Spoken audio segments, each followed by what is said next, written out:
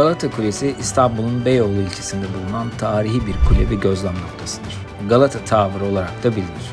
Bu kule, İstanbul'un tarihi yarımadasının hemen dışında, Haliç'in kuzey kıyısında Galata semtinde yer almaktadır.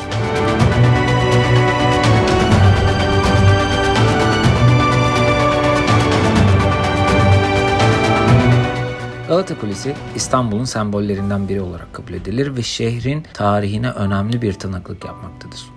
Tarihi 14. yüzyıla kadar uzanır. 528 yılında Bizans İmparatorluğu döneminde inşa edildiği düşünülüyor.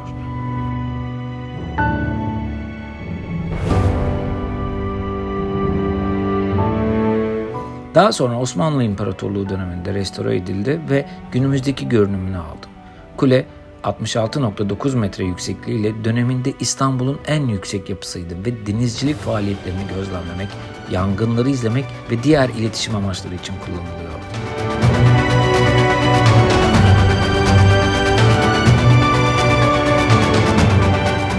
Bugün Galata Kulesi, ziyaretçiler için açık bir müze ve gözlem kulesi olarak hizmet vermekte. Kulenin en üst katına çıkarak İstanbul'un muhteşem manzarasını izleyebilirsiniz. Ayrıca kulede bir restoran da bulunmaktadır. Bu nedenle tarihi bir atmosferde yemek yemek isterseniz burayı tercih edebilirsiniz. Galata Kulesi, İstanbul'un turistik cazibe merkezlerinden biridir ve şehrin tarihini ve güzelliklerini keşfetmek isteyen ziyaretçiler için mutlaka görülmesi gereken yerlerden bir konumundadır.